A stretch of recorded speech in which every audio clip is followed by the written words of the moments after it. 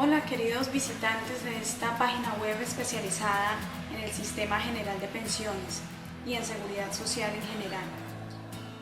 Hablo de pensiones porque he querido ofrecerles esta pequeña charla informal, pero muy práctica acerca de cómo funciona el sistema pensional en Colombia y resolver algunas inquietudes, o por lo menos las más generales, que se suscitan alrededor de este tema que ha resultado neurálgico para el país y también preocupante para muchos pensionados que ya se acercan a la fecha para adquirir su pensión o se encuentran cotizando y no saben al final qué régimen es el más adecuado para seguir allí cotizando como para esa prestación.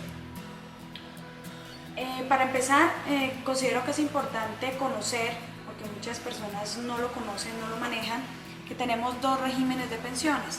Tenemos el régimen de prima media con prestación definida, que es el que conocemos, es administrado en general por el Seguro Social. También lo estuvo administrando Cajanal, pero sabemos que desde 2008 Cajanal ha sido liquidado.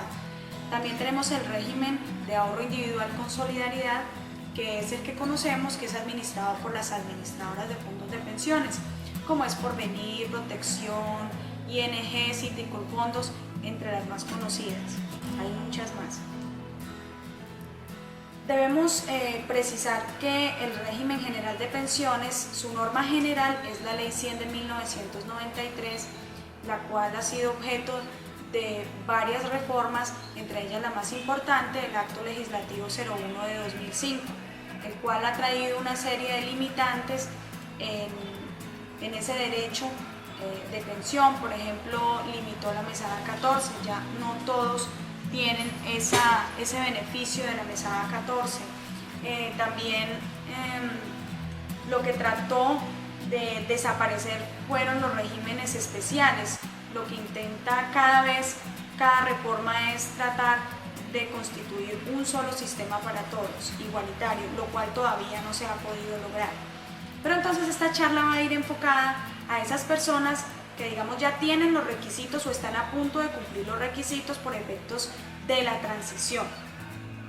La transición ya sabemos que, o para los que no lo saben, la transición es un beneficio que trae la misma Ley 100 en su artículo 36 y se creó con el fin de que las reformas que se van dando a medida que van pasando los años no afecte a esas personas que vienen como con ese impulso, que vienen como con esa cantidad de semanas ya casi para cumplirlas, y de un momento a otro nos colocan esa expectativa de pensionarnos más lejos.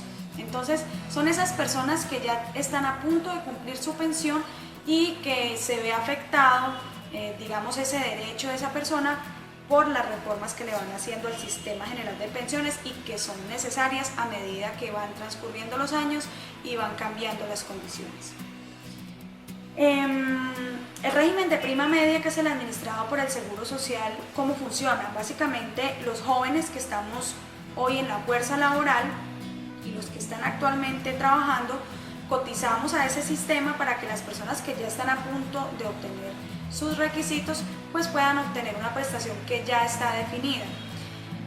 Para enfocarme en los del régimen de transición, debemos tener en cuenta que esas personas no deben tener en cuenta los requisitos que le exige hoy Ley 100, que son más complejos de cumplir.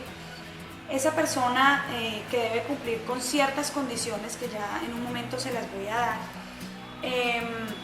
deben cumplir son esos requisitos que traían normas anteriores que les resultan más favorables.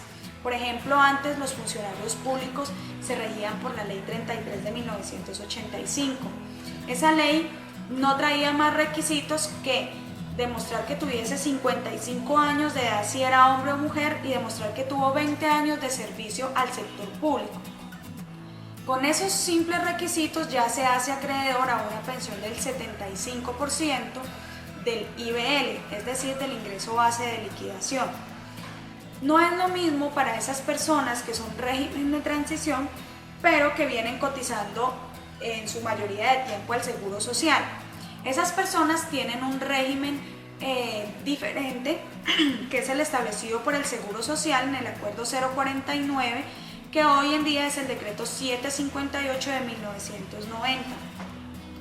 Ese decreto es el que tiene el porcentaje más alto en estos momentos, digamos, de monto para aplicarle al ingreso base de liquidación, es decir, a esa cantidad de salarios que les promedian a los pensionados para poderle determinar de cuánto va a ser su monto.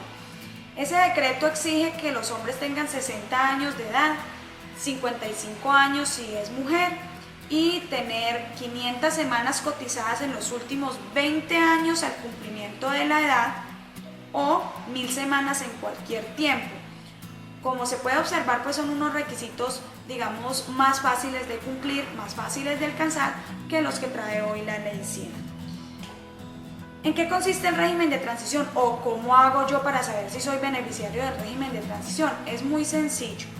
Nosotros tenemos que determinar primero cuándo entró en vigencia la Ley 100 del 93, que es el que contiene ese beneficio. Entonces nosotros la fecha principal o la general fue 1 de abril de 1994. Esa fue la fecha como que entró a regir en general el sistema de pensiones, aunque hay otra fecha que es para esos empleados que fueron trabajadores de entes territoriales, que no entró en vigencia propiamente ese 1 de abril del 94, sino que entró un año más adelante, que fue más o menos 30 de junio del 95. Pero bueno, vamos a tomar la fecha general, 1 de abril del 94. ¿Qué debe contar usted a partir de esa fecha?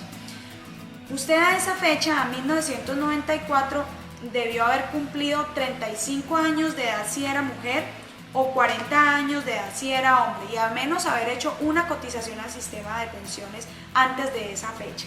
Por lo menos haberse afiliado y haber hecho una sola cotización. Entonces, si usted tenía esa edad a 1994, puede decir que usted es beneficiario del régimen de transición. Pero, ojo, si usted no cumple con ese requisito de la edad, usted puede mirar si por el lado de la cantidad de tiempo laborado si lo cumple. Porque otro elemento de ese régimen de transición es si al 1 de abril de 94 usted tenía 15 años de servicio. O sea, si usted no tenía la edad, mire a ver si tenía los 15 años de servicio a 1994. No tiene que cumplir los dos requisitos. Con uno que cumpla es suficiente para hacerse beneficiario del régimen de transición. ¿Y qué es el régimen de transición? Es básicamente el beneficio que yo tengo de pensionarme con normas que ya están derogadas, pero que reviven por efecto de la transición y por esos principios que están consentidos allí en la Constitución, como es el principio de la favorabilidad, el principio de la progresividad.